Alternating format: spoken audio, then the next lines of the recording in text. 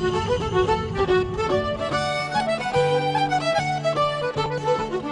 gift of gab that I will reference in a couple of seconds' time, it will help you to grow your business and be more productive. Now, as you're probably aware, the Irish are famous for the gift of gab, which some people say is our ability to spew out voluminous torrents of words without pausing for breath.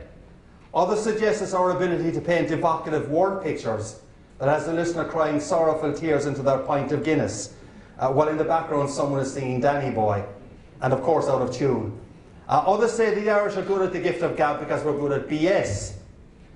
Now, as I come from a marketing background, and BS to me means breakthrough strategy, I'm okay with that. But the gift of gab that I would like to speak to you about this morning that will help you to grow your business and improve teamwork and productivity is GAB as an acronym for Goals, Attitude, Behaviour. Goals, Attitude, Behaviour. And if you adopt this concept of goals, attitudes, behaviour, it will help you to create what I would call a top of the morning customer, client and business experience. So, goals, attitudes, behaviour. Surprise, surprise, the Irishman will start with goals, right?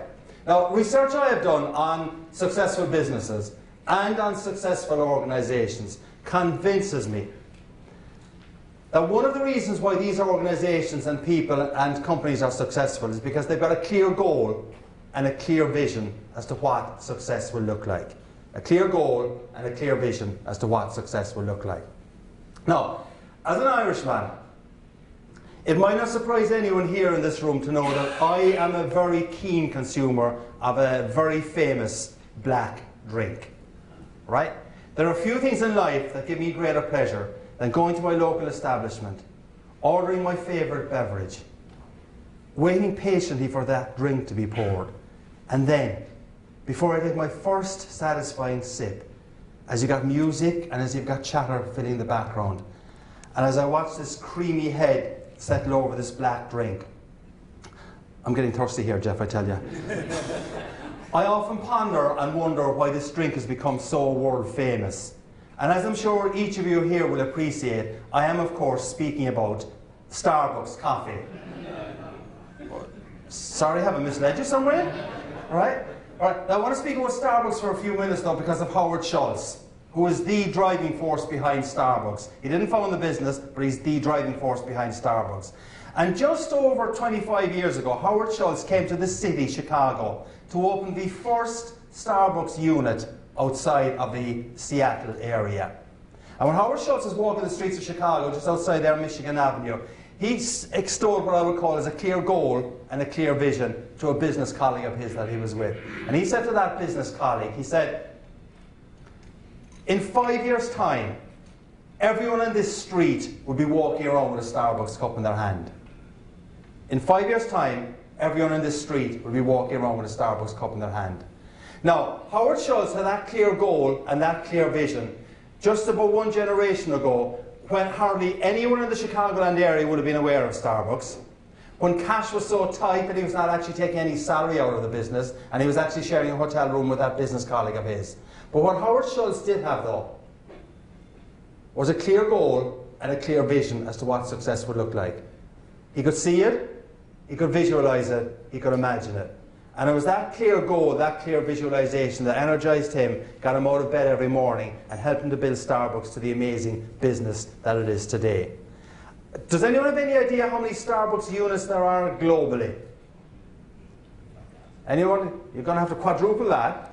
Yeah, Ben said 5,000. It's actually about 21,000 now. So I mean, but that's just how large it is that people can't grasp the size of Starbucks. And you know, there's a Starbucks now in every corner. And indeed, Starbucks is now so ubiquitous that the Onion newspaper ran a headline some months back that said, "Next Starbucks unit to open in restroom of Starbucks unit." Right? Starbucks can become the butt of jokes because it's become so successful. And Starbucks became successful because Howard Schultz had a clear goal and a clear vision as to what success will look like. And the question for you, as executives in your organizations and in your companies and associations, the question for you is, do you have a clear goal and a clear vision as to what success will look like? Can you see, can you visualize, can you imagine what success will look like 3, 4, 5 years down the road? And if you can see and if you can visualize what success looks like 3, 4, 5 years down the road, do you communicate that to your team? Does your team have the same clear vision of what success will look like? And one of the questions that you could ask yourself as you're going home tomorrow or whenever you're heading back out of Chicago is to ask yourself, all right, what is my clear goal and vision? And you've probably got a pretty good idea what it is at your level. But if you go back to your colleagues and you ask them, what is our clear goal and vision? Will you get the same answer? That's, I think, one of the critical things that's going to determine whether or not organizations are going to be successful. Because it often surprises me that when I'm speaking to associations and corporations, and maybe when I'm doing some prep work with the association or corporation, and I play back what their vision statement is, for instance, and I'm speaking to reasonably senior executives at this level, I often kind of get the comment, well, that's not really what our vision is, or is that our vision? And I say to them, well, that's what you've actually got on your website and on your corporate documentation. So even though there's words that are exuded out there, they're not always kind of felt inside here.